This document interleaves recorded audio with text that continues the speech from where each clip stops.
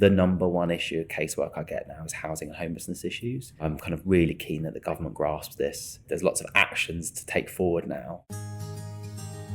Hi, I'm Laura Nielsen and welcome to Hope in the Deep End. We've put together this podcast to inspire us all to keep working in areas of deprivation and poverty. We're sharing best practice, stories, outcomes and some interesting thoughts and ideas. So whether you're working in primary care, secondary care, the charity sector or any of the other myriad of roles, please listen and help us to keep each other inspired.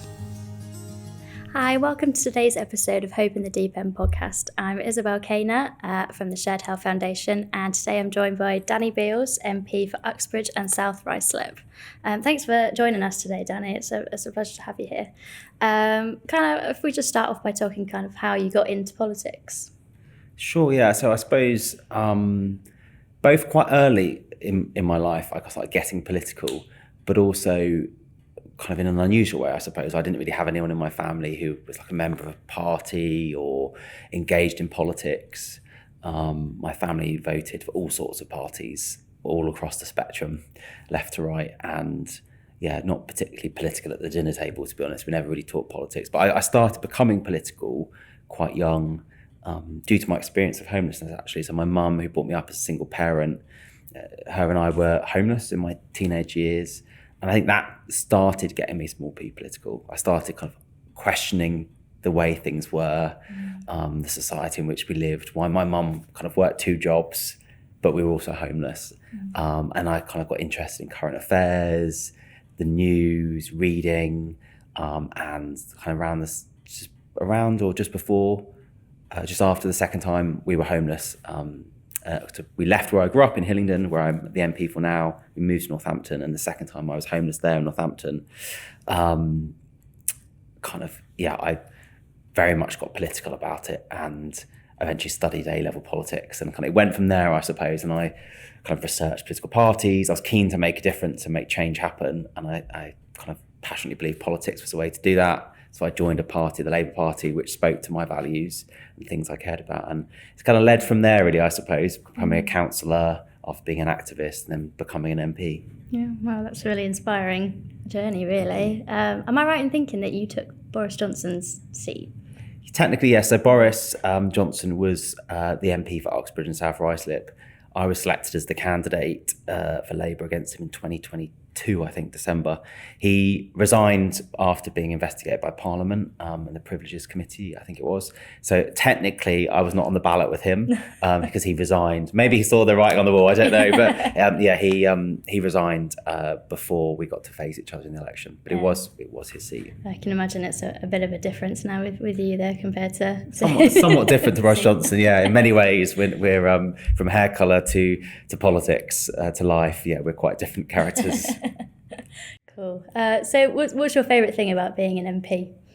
My favourite thing? So I think my favourite thing about being an MP is I really love the ends of the week when you leave Parliament, actually, which is quite a strange thing to say. But when you go back to the constituency and you're working in the constituency on usually Fridays, sometimes Thursdays, and then the weekends, getting out and about and meeting everyone, meeting all sorts of people really re-energises you after a really hard, long week in Parliament with long hours and lots of votes and meetings. And you kind of remember what it's for. And you remember why you go to Parliament and what you're trying to achieve. And to think you just get to meet so many different people from all walks of life that, if I was in my old day job in the health service, or if I was in amongst my friendship groups or the people I went to university with, you'd get a kind of certain group of people you'd get to know. But I think being the MP, I've celebrated my first Holi festival with the Hindu community. I get to go to iftars.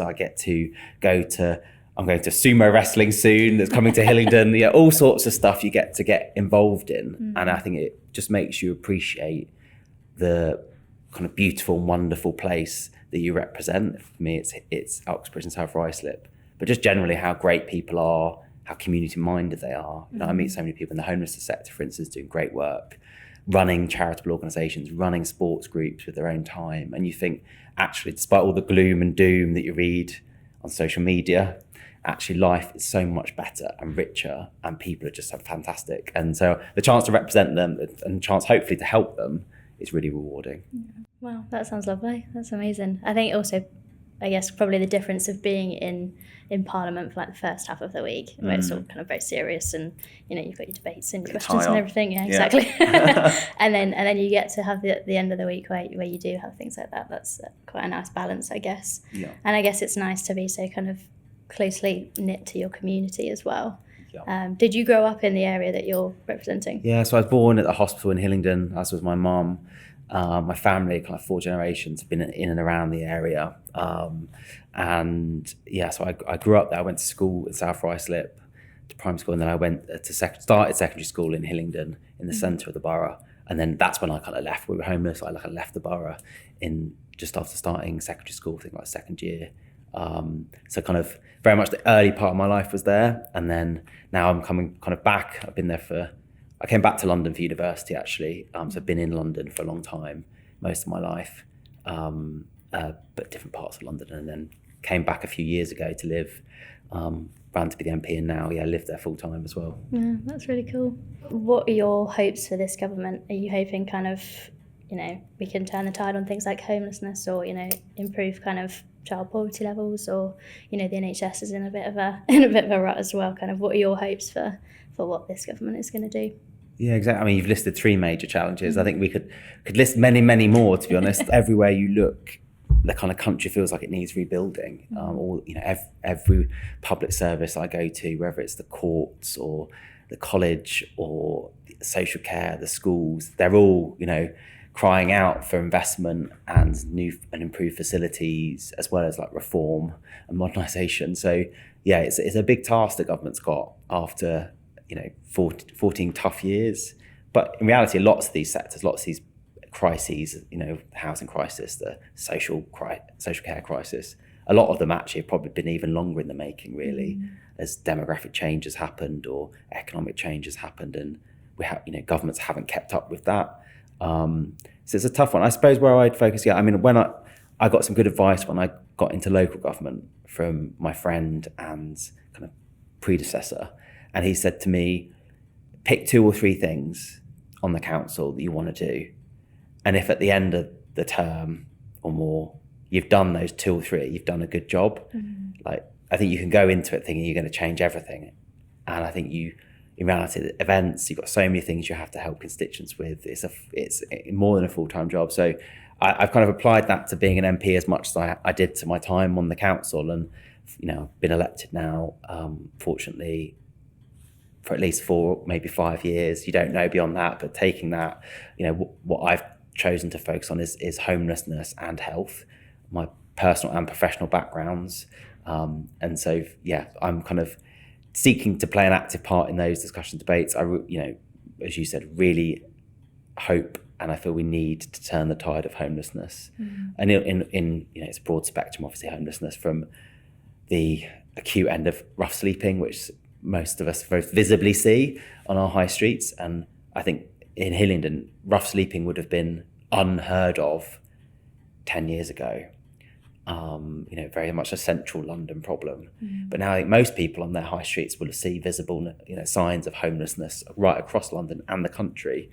And so we really have to get back to the position where we eliminate homelessness, which last Labour government got close to doing after more than 10 years. So I really, want to see that addressed. But then, the temporary accommodation crisis, the kind of homelessness crisis more broadly, is a kind of massive national scandal. And, I knew it was a problem personally from my experience, and also from being a councillor in London for a long time. But I must say, like, the tide of cases that I get as the MP, it's probably the number one issue of casework I get now is housing and homelessness issues. And I'm kind of really keen that the government grasps this. Obviously, we've seen the strategy come out at the end of last year, which I think was really positive. I think lots of really good stuff in there. But like any strategy, if it sits on a shelf, it does no good. It has to ultimately be implemented. There's lots of actions to take forward now, and so my attention certainly turns to that as well. Yeah, you just took my next question away from me. Okay, I was sorry. going to ask you for your thoughts on it, but that's fine. I think it's absolutely essential. Like, we've got to the point where children are sleeping rough, and that should be a never event. Absolutely. So it's completely essential that this government takes this crisis seriously. Definitely. And the APPG's done great advocacy on the strategy, influenced actively policy change as it always has. But I think it's quite clear what you and the APPG and MPs and the sector collectively have achieved, and a number of areas that people have been campaigning for. Notification for school, for education and health professionals. Action around victims of domestic violence. There's a number of measures. I was doing some stuff with a great organisation, Pathway, on ending discharge to the street from hospital, and there's some really good stuff there for the health system to take on board. So I think there's a lot of really good stuff in there. I mean, like any strategy, it doesn't do everything that's needed to end the crisis, and I think it would probably be unrealistic. The scale of the challenge we have, it probably would be unrealistic to do that in one document and in one leap. I think we've seen a generational crisis develop, and I think it will take a kind of national generational response now to really turn around the housing system. Yeah, cool. Well, thank you so much. We're going to end on a positive note. As our podcast is called Hope in the Deep End, I'm going to ask you more generally, what are you hopeful for? I'm hopeful for. I am hopeful that we will start to see change in this space, particularly around temporary accommodation. I think, as you say, I think it's just, I get so angry and so upset when you think about it, and what you hear from some of the really awful cases, and you see.